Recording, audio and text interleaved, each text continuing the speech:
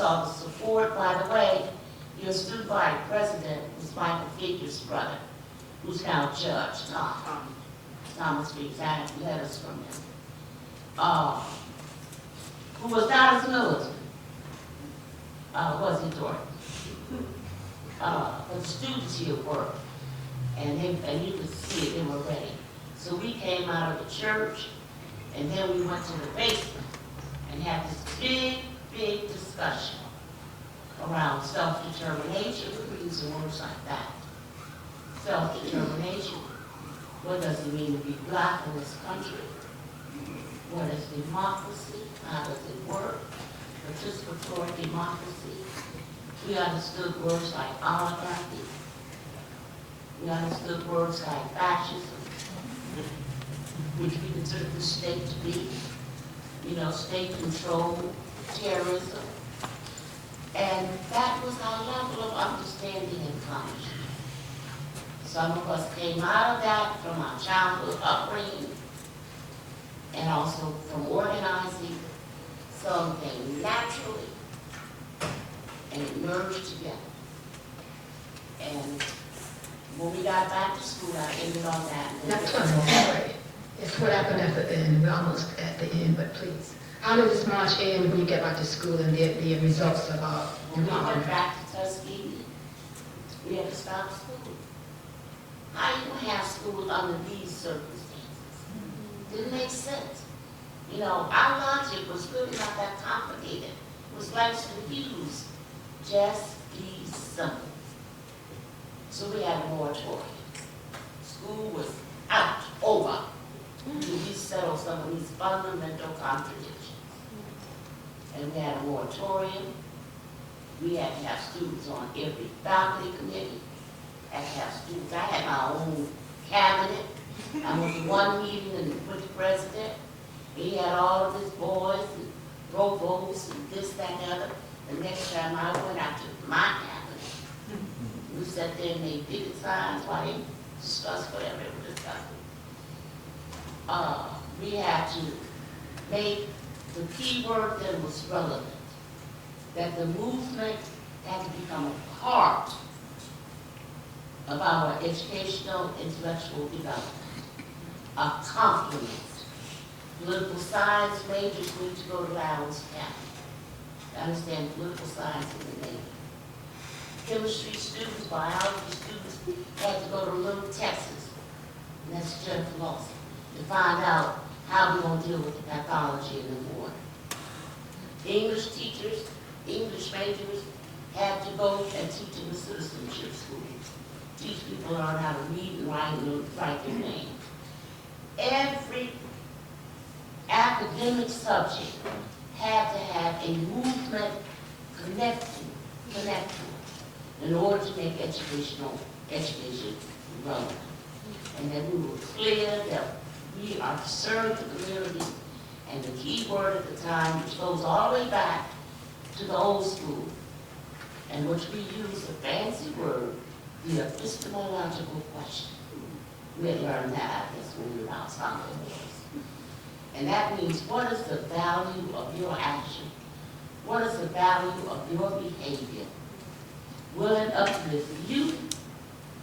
Will it uplift your family? Will it uplift your community?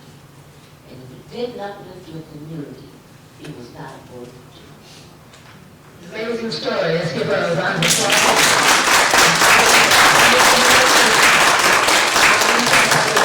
Now look at from the fiery man itself, so with a big sign, it's all the way, but answering the question, sir, as we posed to you earlier, if you don't mind. You have the question, Sandy? Good, I let you give me the question as that. Oh, okay. First, I'd just like to make a statement, and I would like to start this statement off by saying, there are many that came before us, the old Montgomery Improvement Association, and all their affiliates from Highlander people to it's all kind of people, so the struggle is much larger than ourselves.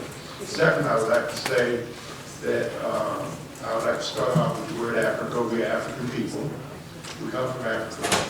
We were stolen, robbed, and put on slave ships. We come from the greatest civilization in the world. Where mathematics, science, chemistry, engineering, nuclear, law, music, astronomy, and millions of other disciplines, many other great civilization. We put on slave ships, murdered, put on slave ships, made to work 500 years free, scattered all over the world, robbed of our history, robbed of our language, robbed of our identity, and we found ourselves as slaves, not only in Haiti or Brazil, and South and Central America, the Caribbean, but all over the world, even in Africa, fighting for our liberation against colonialism and imperialism, where the resources of Africa is being raped, and the people are being raped out of Africa and scattered around the world to work free.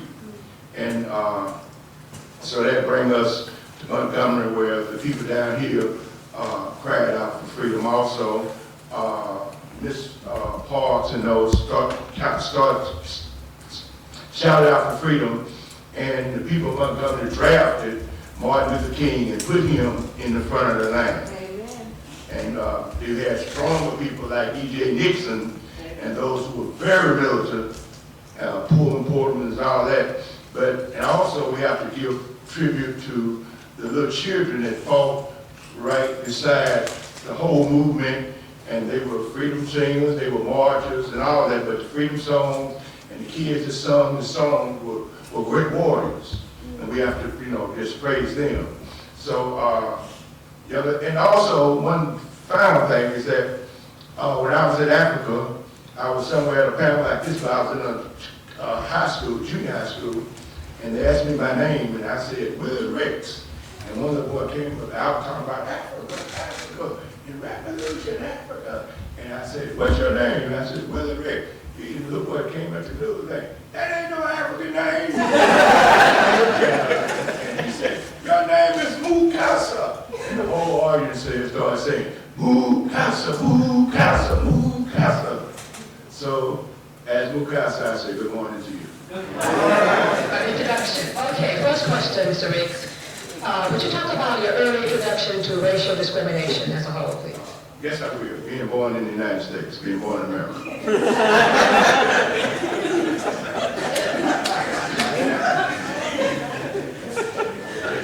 Next question. How were you introduced to civil rights activism in Montgomery? I was introduced to civil rights and realizing that our people were oppressed when I was born in Chattanooga, Tennessee, when I went to visit my mama's family in North Alabama, where they were picking cotton for $3 a day, working from camp to camp in the morning till you can't see at night, making $3 a day. And I saw clear that slavery still existed, and that I didn't like the situation that I saw then. And I got, when the sit-in movement started in Chattanooga, around the country, I got involved in Chattanooga, Tennessee, and started going to jail with the other kids. And then I was one of the first people in Chattanooga. We have the distinction of the civil rights movement. We led the first rebellion, where we threw bricks and balls and bust them upside the head when they came and attacked us. And Dr. King and those rushed to Chattanooga to teach us about nonviolence. And when they came to teach us about nonviolence, I remember sitting there and he telling us, let them spit on you, let them slap you. I thought it was the foolish thing I ever heard in my life. And I asked the brother that was teaching us, C.T. Vivian, let them slap us. I said, let me slap you. He said, come on, young man, and slap me. I got up, I knocked the hell out of him. And from that day on, I led this nonviolent civil rights movement.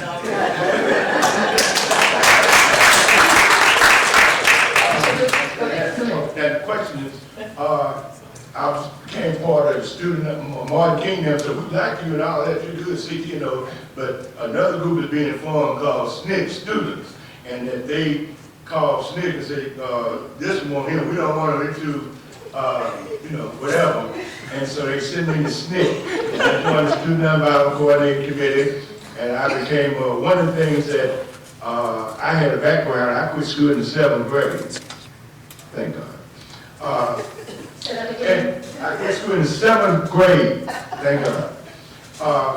And that the leaders that I imitated saw were preachers. Those are the ones I really knew. I went to church. Well, I really started going to church trying to change this little girl, but I enjoyed the sermon. But I didn't get that either. But I started going to church, and then I used to like the brothers on the corner that would do conning, talk people out of the money so I could talk. I didn't know I'd have the heart to take people's money, but I could talk. And so when I got in SNCC, and the SNCC people, a lot of them college students and very knowledgeable, but they could talk about anything, but they weren't speakers. I had a big mouth. So I found myself on all the programs, standing next to Martin King, and SNCC tell me what they wanted me to present to them, what they wanted me to say, and I could say it pretty good, pretty loud, what have you. So in 1965, we were involved in the civil rights movement here in Alabama. But I want to say that at any given time, SNCC, the Student Nonviolent Coordinating Committee, we had a front of about 200 different places in this country that we were fighting and confronting the system and confronting the police and going to jail at any given time. So Selma or Montgomery was not just one of the places we were fighting. Some SNCC people were in Montgomery, in Selma, when they got beat up, but we were all in Moultrie, different parts of Mississippi, and we were fighting. We were at war. So it wasn't just one place. Selma just where it got highlighted. So when they attacked us in Selma, we had a policy: if you attack one or somebody get hurt, we send other troops. So we merged into Selma after we were attacked. And remember, Selma was originally a SNCC project. We led Martin King. And we went into Selma and we went to war. And once it got to a certain degree and got really hot, some of the local people invited Martin King there because he could bring even national attention. The same thing we did in the Albany movement. When we went there, we got national attention to it through Martin King. But SNCC was lead and guiding Dr. King and pushing him on militant position. Even the concept, one man, one vote, came from SNCC. And when we took that to the March on Washington, they said that was too militant. The SNCC said we're going to do it anyhow. So when we say Selma, Montgomery, and all that, when they attacked people in Selma, SNCC sent troops. And we also had troops at the same time in Tuskegee and what have you. So we went to Selma and we started protesting, demonstrating, saying we're going to carry this march on. The federal government said that the judges, the federal government said you couldn't march and put an injunction. And SNCC said we would never obey no injunction. We said damn injunction.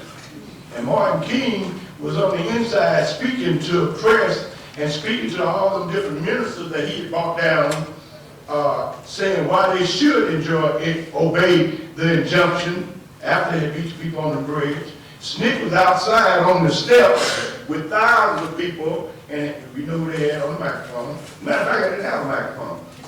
We didn't have a microphone back then. You just had to talk. And I was out there preaching. We gonna march. Will you let your mama stop you? People, no. Will you let your brother stop you? No. Will you let any other time stop you? No. Will you let the preacher stop you? No. Will you let Martin Luther King stop you? No. We're gonna march. And we pushed the point that we forced King and those to say that we're gonna march. And not underknowing, they went back and made a deal with the federal government, with Al Lingo, and with Wallace or whoever, to let them march across the bridge. So they marched across the bridge. When they got across the bridge, the sheriff and Al Lingo and George Wallace's folk, they stood in front of us and they stopped the march. And we were walking in front, we were in front of King, a host of us, some SLC, SNCC people, and we were ready to go into the police and, just get the fight on and make them fight. And that Martin King asked, sir, could we just have a moment to pray? And he called in, had Martin to pray, and most of them said, nah, So then he called in a rabbi, and then Martin got up and said, let the march turn around. And we said, turn around. And we didn't know what had happened. And we were surprised. And we started walking back saying, what happened? Turn around. Foreman all of us said, he was sold out. We've been sold out. We've been sold out. So we went got back to the church, all SNCC people mad.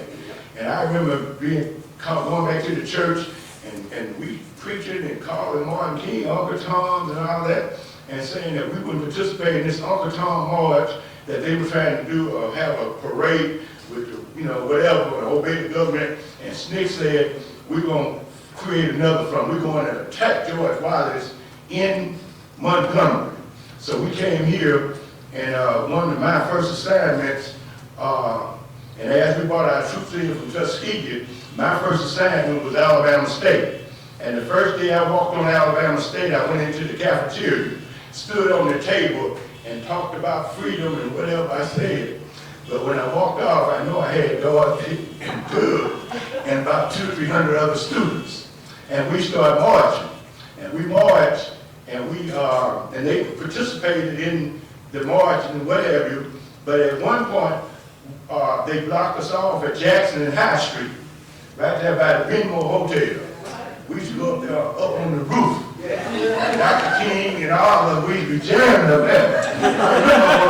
We used to have Clarence Carter up there playing on the weekend. Me and Martin, we'd be up there after we were fun all day. We'd be up there. And Martin had this little cool way of dancing. I was wild. But we go up on the roof. And the Smilers, there were some great freedom fighters here. And the Smilers, one of them used to be over there, Howard High School, with Howard, Buskey Building, and Mr. Smiler. Now I came to Alabama State and walked off the campus with hundreds of students, then went down to the high school and walked into the school. Mr. Smiler, he was with us, he was the principal. We went through the door, beating on the door, telling children, let's go. And Mr. Smiler sit there, like he trying to stop it, but Smiler there, giving us the way, go ahead. So now we out here with troops marching and fighting. We had the Capitol building. We wanted to talk to George Wallace, but we really wanted to whoop him. We didn't just go there to talk, we wanted to whoop him, because he's a murderer. And we made it clear. So the demonstration went there, and at some point, when we marched and protested, we were in contradiction with King. So King, it got so much attention, and we brought thousands of students in, that King came to Montgomery trying to calm us down. And they worked, the SNCC worked to try to get us out that church. They tried to push us to get off, come from the Capitol. And when the students marched from here, matter of fact, we came over and took over Alabama State. And matter of fact, in my introduction, you didn't quite add one of my resumes, and I was president of Alabama State for a week. Leave my rockets down. We was slept on his porch. And I was all over the campus making speeches and what have you. And then we marched downtown, and they ran horses over the children, beat them, and what have you. And then on the campus, one day they invaded the campus, and when they invaded the campus, police came on the campus. We were militant out there in front of them. And then they didn't know where I was. I was always know how to melt in front of the group, but keep it militant going. And then the police started shooting on the campus. And when they started shooting at the campus, they were right by Dorothy Frazier. And when they started shooting, Dorothy Frazier fainted. I thought they had shot her. So I came out the background and got over Dorothy Frazier. She laying there saying, y'all done messed up now, y'all done shot this student, you murderers, you so-and-so. And I started feeling Dorothy Frazier for the wound. And the police all standing over me now. And I headed to Cuba prison with the rest of the Alabama State children. They put us in Cuba prison. Yes, they did. And then, so that was my history. Coming to Alabama State at different points, Martin King came up here. We had big rallies at Bedford Church and some more churches, but we built a program, whatever. But we had King under fire. King was trying to jump. There was a brother named James Foreman. Y'all heard of James Foreman? Foreman was our leader. And I was Foreman called me his general. And you know I love that. Don't care what assignment I got in SNCC, I carried every one of them very well. And so we had them students out there, high school students, and when the high school students got out there, there was the other group across town from that other high school, what, St. Jude's and Carver. Here come them troops and a little boy named Leon Hall, and those kids came over. And so we had Montgomery in 65. We had it on fire. And they had to have their troops right in front of us, right there at the Ben Motel, keep us from crossing High Street. And we built it up and called in troops from all over. And it started raining. We formed an order about 1,000 raincoats. And they was hitting us on the head with those things. So we ordered some helmets and whatever. But Alabama State went through it. And so, again, I was president of Alabama State for about a week.